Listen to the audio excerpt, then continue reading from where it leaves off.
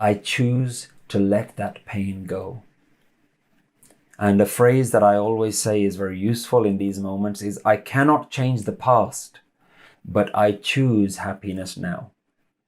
Specific questions around adultery, around being cheated by your partner having emotional, physical, intimate relationships with someone else. Of course, there has been a huge breakdown of trust.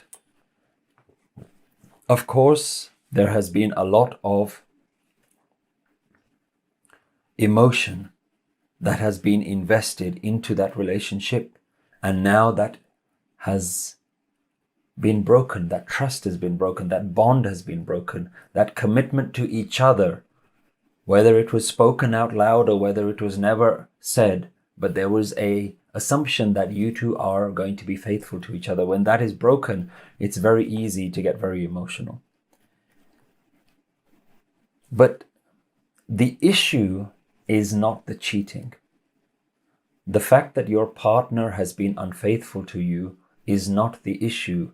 It is all the build up to that moment, which you must now reflect on. What was it that led to your partner being in that way?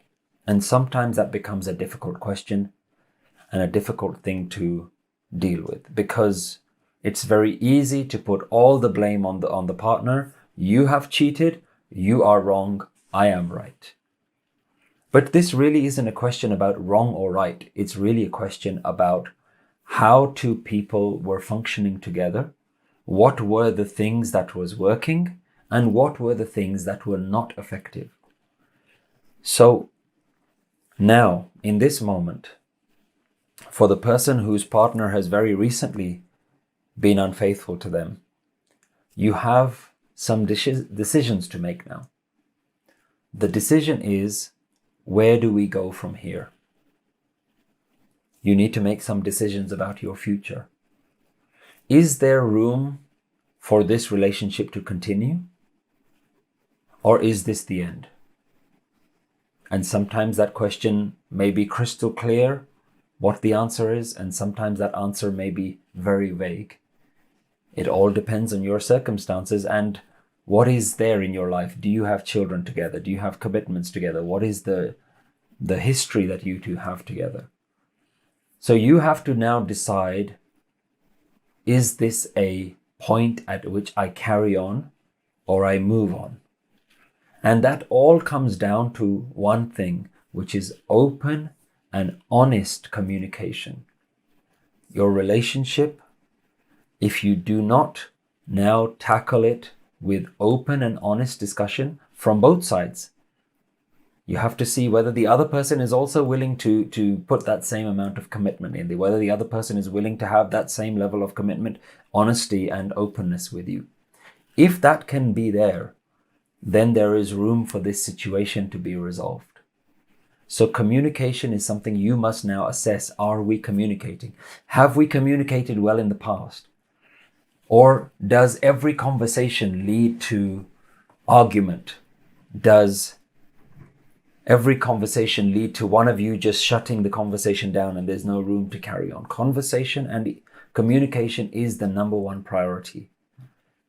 So these are some very difficult things for you to look at. If the relationship has broken up a while ago, if you've now moved on, yourself or your partner has moved on, then the other part of the question was, how do I forget and move on? I think you need to understand the difference between forgiveness and forgetting. Forgiveness does not mean I'm okay with what you did. Forgiveness does not mean that I forgive you and I no longer have any pain associated with that. Forgetting is something that people say, how do I forget? You cannot forget. It is embedded within you. But over time, the main thing that needs to reduce is the pain, is the emotional attachment. So forgiveness does not mean I forget. Forgiveness means I remember without the pain. You have hurt me. That pain was caused, but I choose not to carry that pain with me on the next step and in the next day and the next week and month and year. I do not want to carry that pain. Pain was caused, but I choose to let that pain go. And a phrase that I always say is very useful in these moments is, I cannot change the past, but I choose happiness now. I choose not to carry that past with me now. It's always going to be there. But every day that you can choose to let that past go, let that pain go. Because remember, holding on to the pain is more damaging to you than it is to the other person. So you are causing more pain to yourself. So you have to ask yourself the question, am I ready to put the pain down? Not the memory. The memory is never going to go away. But am I willing to put the pain down for myself? Am I willing to let myself heal? Or am I going to carry on causing myself more harm?